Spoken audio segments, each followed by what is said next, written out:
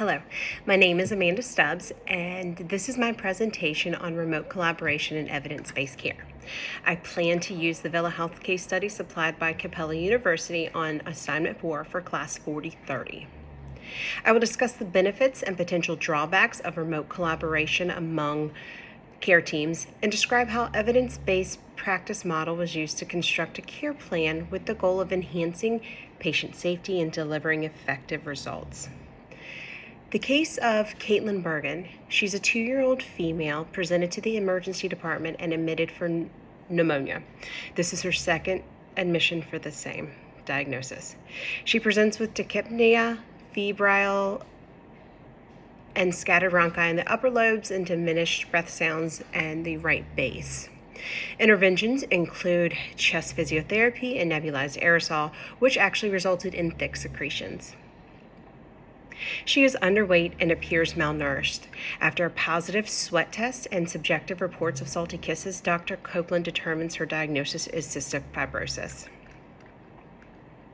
Dr. Copeland immediately ordered IV antibiotics, observation of her fever, and consultation by respiratory therapy to include continued chest physiotherapy and breathing treatments.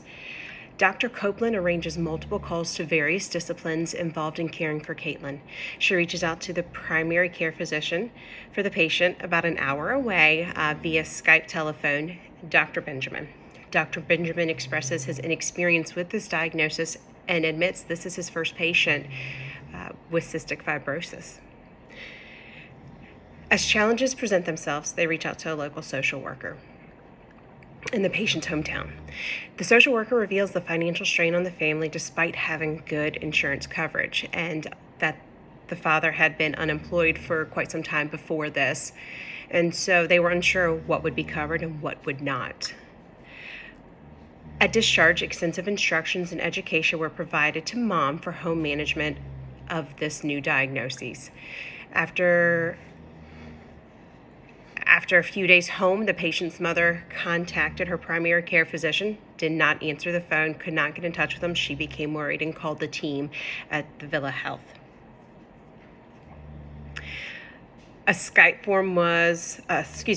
call was performed and instructions were provided and her concerns reassured. Mom mentioned she was unable to get a hold of the primary care physicians.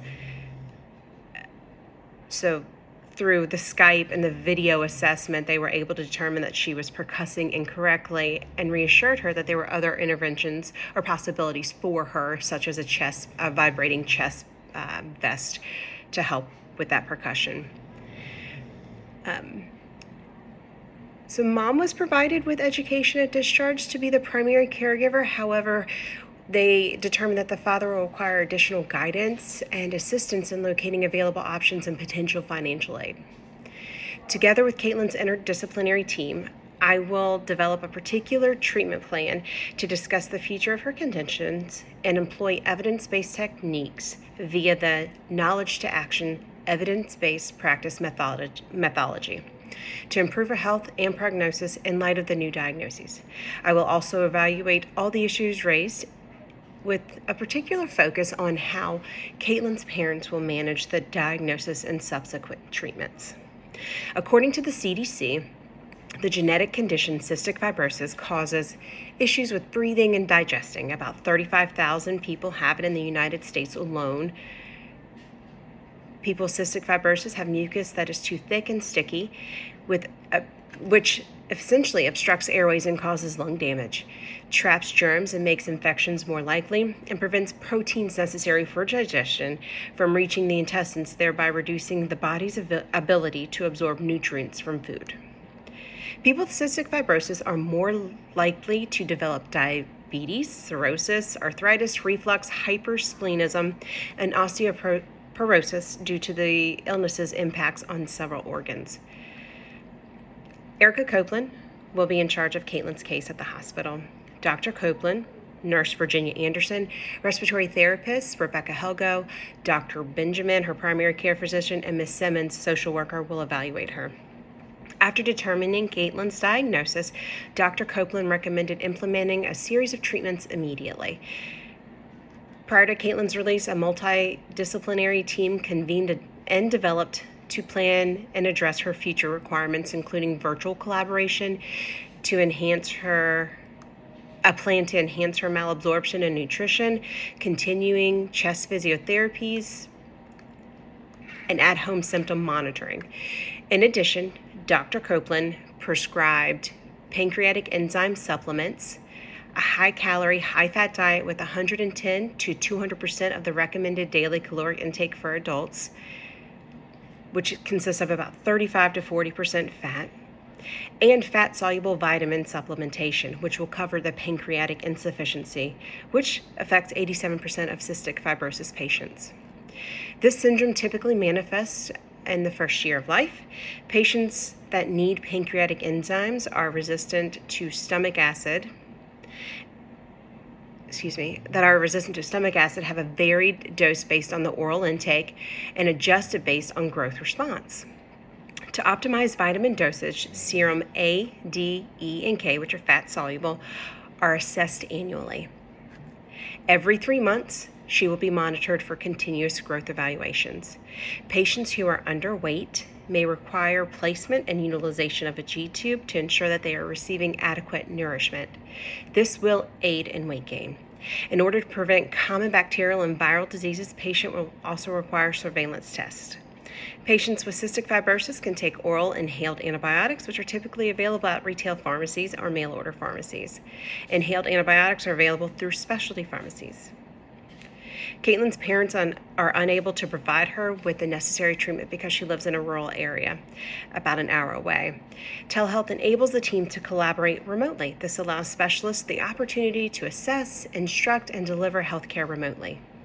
Telehealth is a broad term for the delivery of a variety of health services utilizing information and communication technologies beyond the limitations of traditional healthcare, according to Mahoney 2020. Telemedicine allows doctors to speak directly with patients and their families, improving efficiency and quality. It solves numerous new problems, healthcare issues, conflicts, inclement weather at rural areas, and has increased treatment access. Limitations include patients' trust in disclosing privacy problems and how care would be influenced without the comprehensive physical exam and laboratory results. Due to their isolation in a rural town, the Bergens may be unable to appropriately deal with this diagnosis. The social worker advised the family that she will provide contact information for support groups in neighboring cities and also tap into resources available through the Cystic Fibrosis Foundation. Using the knowledge to action, evidence-based practice methodology, Caitlin's needs were addressed. The entire team will settle on a care plan to organize, develop, implement, reassess, and revise plans based on Caitlin's response. The goal of the study was to design a personalized treatment for Caitlin, which was a 2-year-old pediatric patient recently diagnosed with cystic fibrosis. Provide parents with the necessary support to ensure Caitlin with the greatest care possible. The team must commit to the strategy. The KTA approach will allow the team to analyze their progress, encourage telemedicine, and make any required adjustments in Caitlin's care plan. Using evidence-based sources, the optimal outcome has been defined. Improving patient outcomes has been dependent on overcoming obstacles and utilizing multidisciplinary teams. Since Caitlin is too young to manage her own health care, it is crucial to educate her parents. Telemedicine has been proven effective when these obstacles exist. Thank you.